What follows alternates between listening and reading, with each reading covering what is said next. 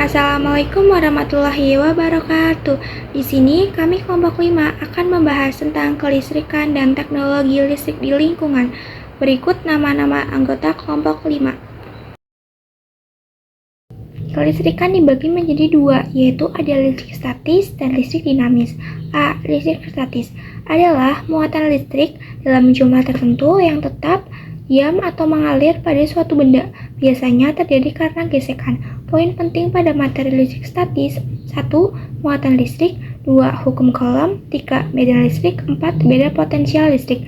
B. Listrik dinamis adalah muatan listrik yang bergerak atau mengalir secara kontinu, umumnya terjadi dalam rangkaian listrik dan menghasilkan arus. Poin penting materi dalam listrik dinamis: 1. Arus listrik, 2. Rangkaian listrik.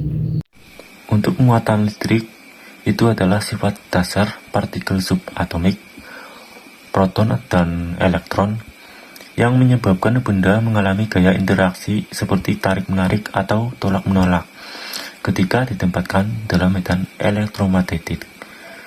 Contohnya pada gambar yaitu terdapat muatan positif dengan positif, maka ia akan tolak-menolak.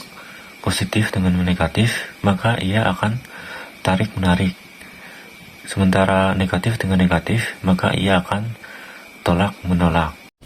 Jika ada dua benda bermuatan didekatkan, maka di antara dua benda tersebut akan terjadi gaya tarik-menarik atau tolak-menolak. Itu yang disebut dengan hukum Coulomb. Rumusnya yaitu F sama dengan K Q1 Q2 per R kuadrat.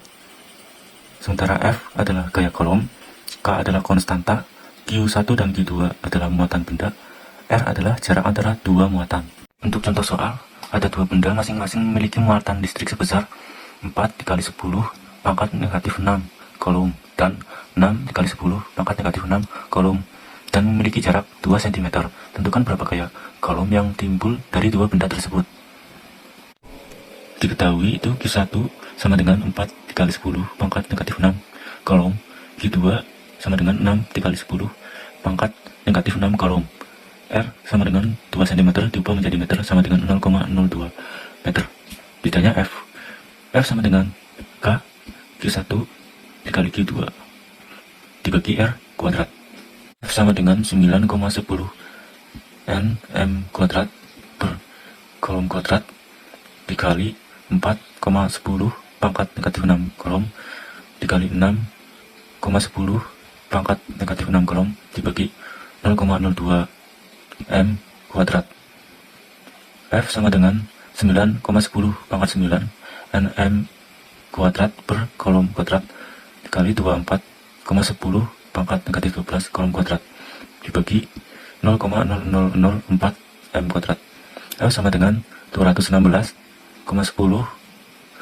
pangkat negatif 3 N M kuadrat dibagi 4,10 pangkat negatif 4 meter kuadrat. F sama dengan 54,10 pangkat 1 Newton atau F sama dengan 540 Newton. Medan listrik adalah daerah di sekitar muatan listrik di mana muatan listrik lain akan mengalami gaya listrik. Medan listrik digambarkan oleh serangkaian garis gaya listrik yang arahnya keluar atau masuk ke dalam muatan. Arah garis gaya listrik ke dalam digunakan untuk menunjukkan muatan negatif, dan arah garis medan listrik keluar digunakan untuk menunjukkan muatan positif. Rumusnya adalah E sama dengan K Q per R kuadrat, di mana F sama dengan gaya Coulomb, Q sama dengan besar muatan, R sama dengan jarak antara kedua muatan, K sama dengan konstanta yaitu 9 kali 10 pangkat 9 Newton meter persegi per Coulomb kuadrat. Nah, di sini ada contoh soalnya yaitu berapakah kuat medan listrik pada titik R yang memiliki jarak 3 cm dari muatan yang bernilai 6 kali 10 pangkat min 3 Coulomb jika K sama dengan 9 kali 10 pangkat 9 Newton meter persegi per Coulomb kuadrat. Jawabannya yaitu diketahui itu Q-nya kan sama dengan 6 kali 10 pangkat min 3 Coulomb. R-nya yaitu 3 cm. Karena rumus medan listrik satuan jaraknya adalah meter, jadi cm diubah ke meter. Jadi di sini hasilnya adalah 3 kali 10 pangkat min 2 meter. Kenapa bisa gini? Tiganya itu diambil dari satuannya. 10 pangkat min 2 itu kita mempermudah penghitungannya. Kenapa 10 disamain sama muatan listriknya? Kenapa 2? Karena belakang koma ada 2 angka. Kenapa minus? Karena ada komanya, satuannya meter. Kemudian K sama dengan 9 kali 10 pangkat 9 Newton meter persegi per kolom kuadrat. Yang ditanya adalah E. Penyelesaiannya, E sama dengan K dikali Q per R kuadrat. Lalu kita masukin, yaitu 9 dikali 10 pangkat 9 dikali 6 kali 10 pangkat min 3 per 3 kali 10 pangkat min 2 kuadrat. Sama dengan, kita kumpulin angka yang udah dihitung, yaitu 9 dan 6. 9 dan 6 kita letakkan di bagian depan, dikali 10 pangkat 9 min 3. Jadi pangkat 9 dan min 3 kita kumpulkan. Terus per 9 dikali 10 pangkat min 4. Nah, 9 ini dari mana? Yaitu 3 kuadrat, 3 dikali 3 sama dengan 9 dikali 10 pangkat min 4. Nah, min 4-nya ini dari min 2 dikali 2, kayak gitu. Nah, ini kan ada angka yang sama, jadi kita coret.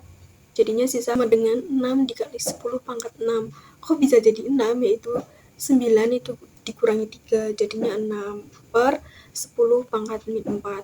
Sama dengan 6 dikali 10 pangkat 6 tambah 4. Kok bisa 6 tambah 4? Karena minus 4 kalau pindah luas ke atas itu jadinya plus, kayak gitu.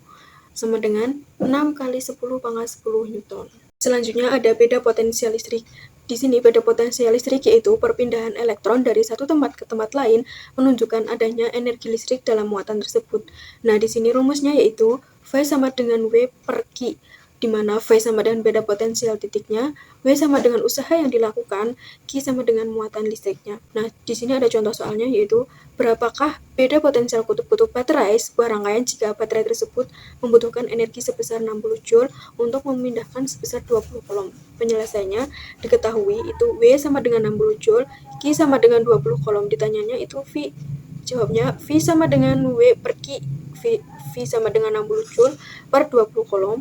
V sama dengan 3 V. Jadi, beda potensial kutub-kutub baterai rangkaian tersebut yaitu 3 V atau 3 volt. Listrik statis. Yang pertama ada arus listrik. Adalah aliran muatan listrik elektron yang bergerak melalui penghantar dalam rangkaian tertutup diukur dalam satuan ampere. Rumusnya, yang pertama berdasarkan muatan dan waktu. I sama dengan Q per T. I yaitu kuat arus, Q muatan listrik, T waktu. 2. Berdasarkan hukum Ohm.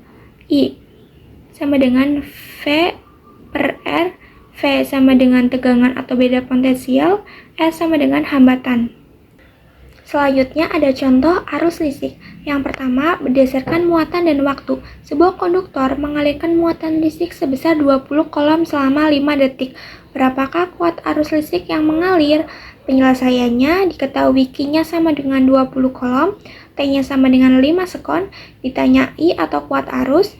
Jawaban I sama dengan Q per T sama dengan 20 dibagi 5 dan hasilnya sama dengan 4 ampere. 2. Berdasarkan hukum Ohm, sebuah rangkaian listrik memiliki beta potensial 15 volt dan resistor hambatan sebesar 30 ohm.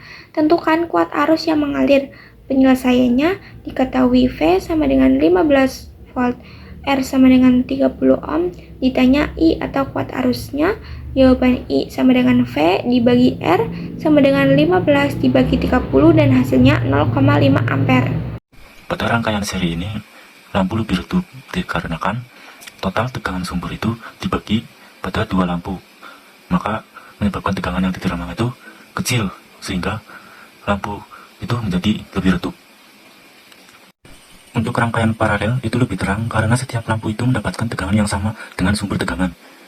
Pada susunan ini, hambatan total kecil sehingga arus total yang mengalir itu besar, dan masing-masing lampu mendapatkan arus yang maksimal tanpa mencuri dari daya dari lampu lain. Untuk rangkaian seri paralel, ada 2 lampu yang lebih terang dan redup. Lampu pertama yang mendapat tegangan, maka akan lebih terang dibandingkan 2 lampu di belakangnya yang lebih redup. Hal ini dikarenakan lampu tersebut itu mendapat tegangan sisa dari si lampu pertama tersebut. Contoh listrik statis dan dinamis dalam kehidupan sehari-hari. Listrik statis yaitu penggaris plastik dan rambut. Yaitu penggaris plastik yang digosokkan ke rambut kering dapat menarik serpihan kertas kecil. Yang kedua ada balon dan kain wol. Balon yang digosokkan ke kain wol atau rambut akan menempel di dinding karena perpindahan elektron. Yang ketiga itu petir, lonjakan listrik besar akibat perpindahan muatan statis antara awan dan bumi. Yang keempat, sisir dan rambut. Rambut kering yang terangkat saat disisir. Selanjutnya ada listrik dinamis, yaitu lampu senter atau rumah arus listrik yang mengalir dari sumber energi, baterai atau PLN melalui kabel hingga lampu menyala. Perangkat elektronik seperti laptop, HP, televisi, dan kipas angin yang menggunakan listrik untuk beroperasi. Yang ketiga ada elektronik baterai, yaitu penggunaan baterai dan dari baterai pada permainan atau remote. Teknologi listrik di lingkungan. Yang pertama ada sumber listrik, adalah alat atau komponen yang mampu menghasilkan energi listrik dengan mengubah energi lain seperti mekanik, kimia, atau surya menjadi arus listrik. Contohnya yang pertama ada baterai, yaitu menghasilkan listrik dari reaksi kimia di dalam sel kering. 2. Dinamo atau generator, yaitu mengubah energi mekanik atau gerak menjadi energi listrik.